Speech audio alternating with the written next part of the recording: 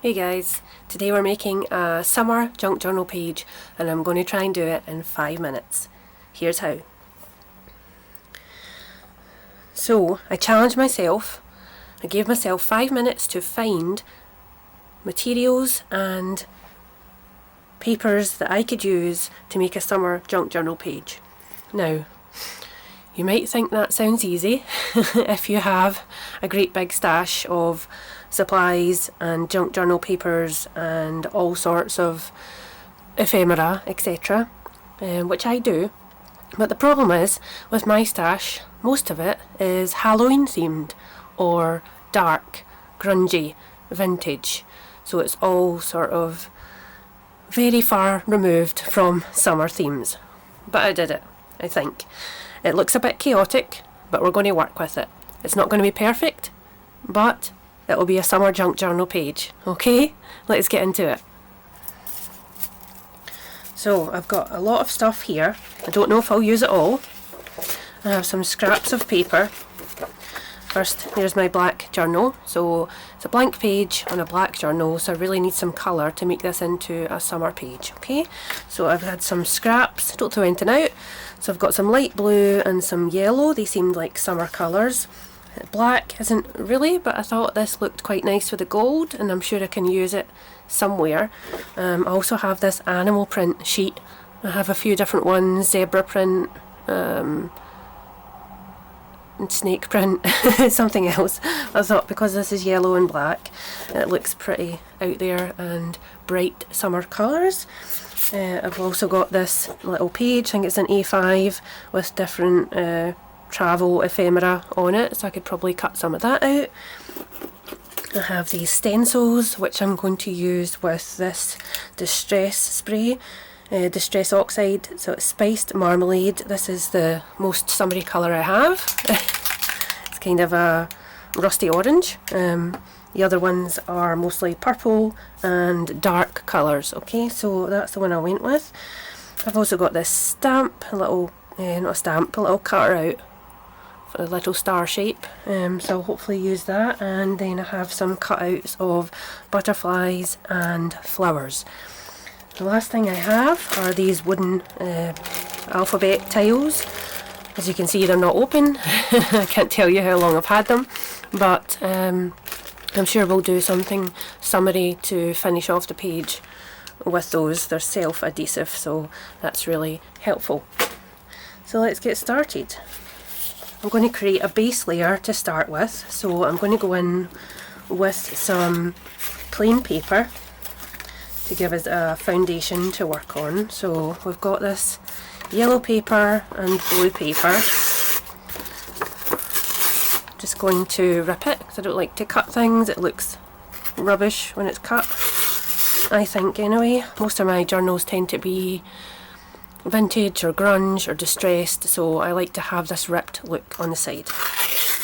But it's completely up to you. So I like how that turned out. I've still got one sort of straight edge. The other side, we can turn it round and it's all kind of even, but I like how this has rips in the top layer, so that gives it a little bit of interest. So I'm just going to place that there for the moment and rip out a slice of the blue paper. As you can see, there's quite a lot here, so I'm going to rip off this little piece at the bottom. You can see this is blue with sort of white inside, which most paper does have a sort of white layer inside, so that's something you have to think about when you are tearing the paper, what it's going to look like with that white edge. But we can always fix this later with some blue ink or pen. I like the contrast, especially because it's like a summer journal, it's very bright. And on this page I'm going to rip all the edges. Okay, so you can have it like this, or you can have it with the white, and I just like that added bit of interest in here with the different colours and the different textures. So I think I'm going to put that there, but I'm just moving it around just to see. I think it looks a bit silly having it that way. I don't really know why. It's just something that you feel, or you make a decision on when you're doing it. You'll know if you're doing this for a while that you just kind of develop an eye for these things. So I've got that there, I'll put that there, and then I'm going to add this on top somewhere. I don't want it to be beside it, I need it to overlap somehow, just because that's kind of what we're going for. I don't want to take away too much from the edge interest, so I'll probably put it there like that. So I'm going to go ahead and start sticking these down, just using a Pritt stick. One of these glue sticks. Don't know if we call them Pritt sticks everywhere, that was the brand name that we always had here, but I just use the cheapest ones I can find now. So get that all glued, make sure it's covering all the edges, and stick it down. It doesn't have to be perfect, remember, we're not going for perfect, we're going for 5 minutes. So does my 5 minutes start now, or has it already started? I don't know, but we'll keep going. Make sure you glue the right side.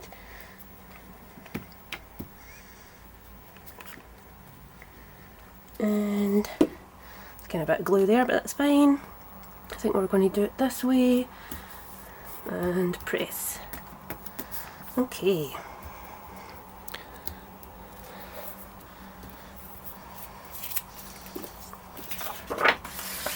So I'm quickly going in with this dark paper. We don't want to make it too dark, so I'm just going to make a little rip here, a little rip there, make it small. I think I'm going to actually make it into 2 pieces. I think that'll be enough. We're going to add some interest up here.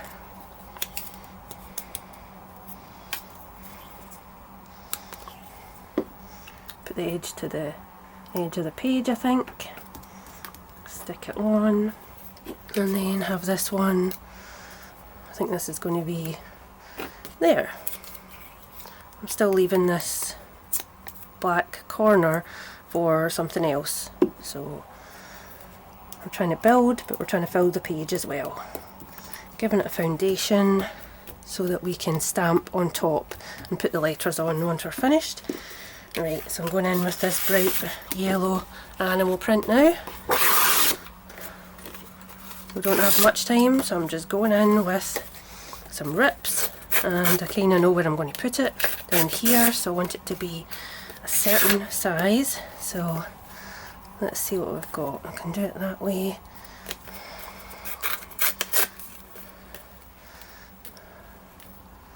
I think I'm going to add it in there. Again, the more you think about it, the more it takes the joy away, so you just go for it, see what happens, and then at the end you're going to have made something, whether you like it or not. It'll still be something that you created, and you can learn from it and use it in your experience. Okay? If you don't make things, you can never make better things.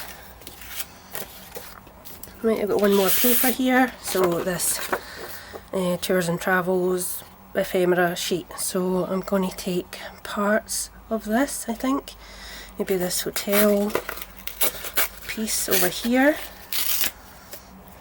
I'm going to rip and rip. I don't like there being many straight edges because it just looks a bit funny. But if you do this, it looks a bit more cohesive, I think, anyway.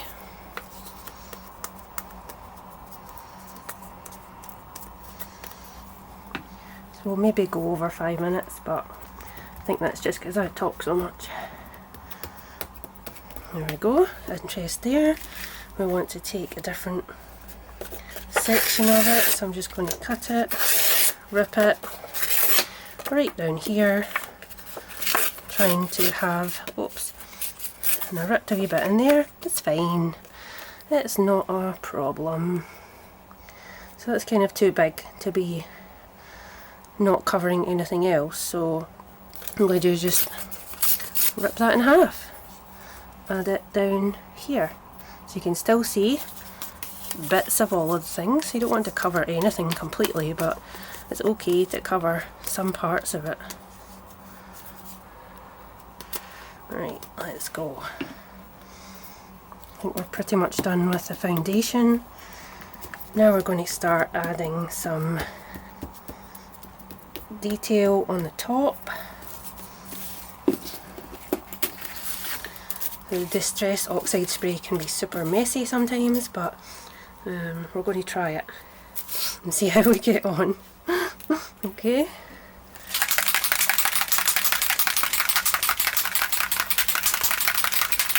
I'm going to use some of this scrap paper just to keep it away from the rest of my page. So I'll put it down here. Oh, hold that there. Oh, everything's moving. Get it all lined up. And spray, spray. Okay. Take that off. If I can get it off. There we go. Lovely detail over there. You can see that the mess that caused. So, putting that somewhere just now, and we're getting the other type of design that I had, and we're going to do a similar thing with this. Actually, I want to kind of curve it so it doesn't get on my surface either. This is quite difficult, but shake, shake, shake. Okay, you just need to do 1 or 2 sprays. It's pretty liquid. I'm trying not to take too long to tidy up, but I don't want to get this spray everywhere. Okay, that's going to dry. I think also we're going to cut out a star shape in the animal print. I'm going to add that in just to give that a little bit of interest. Tiny, tiny little star, but all of it adds a little bit of something else. I'm going to add this up here because there's a little curve here, design, where it's not orange. And now we're adding some words or letters onto the top. What are we going to see?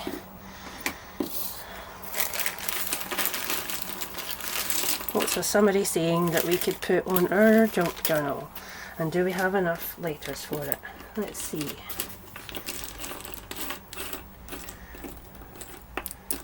I'll go for a shine on or a be happy or something like that.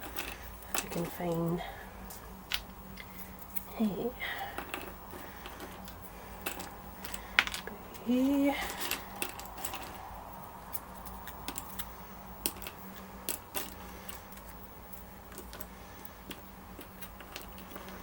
Oh, it's going to take me 5 minutes to actually look through these letters. Let me stick them as I go. No, actually I won't do that because that would be silly if I didn't have enough. Put them there just now. B, A, I need an H. Do we have an H? There's an H. H, A, P, P. Do we have a Y? Come on, where's my Y? Y, Y, Y, Y, Y. Y! Okay, let's go. Where am I going to put this? I'm going to put the B up here. There's a little bit of a gap. B. This will obviously make your journal super thick, but you can always just print off the letters as well if you don't like this sort of design. It's not too busy up here either, so I'm just going to stick these. They're not in a straight line, of course. Don't be silly. We don't do straight lines here. Stick. Stick. And hopefully we've got room for this one.